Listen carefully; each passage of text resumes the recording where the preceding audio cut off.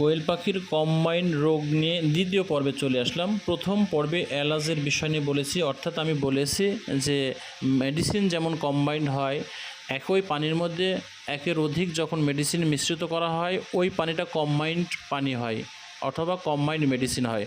তো সেই ক্ষেত্রে পাখির যখন বিভিন্ন রোগ একসঙ্গে হয় তখন এই রোগকে আমি মনে করি কম্বাইন্ড রোগ।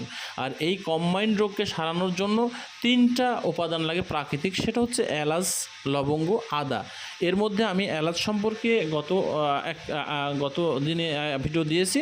আজকে লবঙ্গর বিষয়ে বলবো, তারপরে আদার সম্পর্কে বলবো। এই তিনটা মিশ্রণ কিভাবে করতে হয়, কতটুকু পর্যন্ত কতটুকু পানিতে দিতে হয় সবটাই বলবো। তবে এখন শুরু করা যাক বিশেষ করে লবঙ্গর বিষয় নিয়ে। তো লবঙ্গ কোয়েল পাখিকে ব্যবহার করলে কোন কোন কার্যকারিতা ভূমিকা পালন করে সেটার বিষয়ে এখন জানাবো। সেটা হচ্ছে গ্যাস অ্যাসিডিটির জন্য লবঙ্গের জুড়ি হয় না। লবঙ্গ এনজাইম, বদহজম, অরুচি, পেটের গ্যাস এই সব রোগকে দূর করতে পারে লবঙ্গ।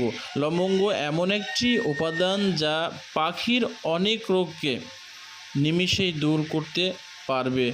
হজম শক্তি বৃদ্ধি করার পাশাপাশি পাখির যে কোনো ধরনের ব্যথা সারাবে এই লবঙ্গ। জ্বর হলে, লিভারের কোনো সমস্যা হলে লবঙ্গ অনেক কার্যকারিতা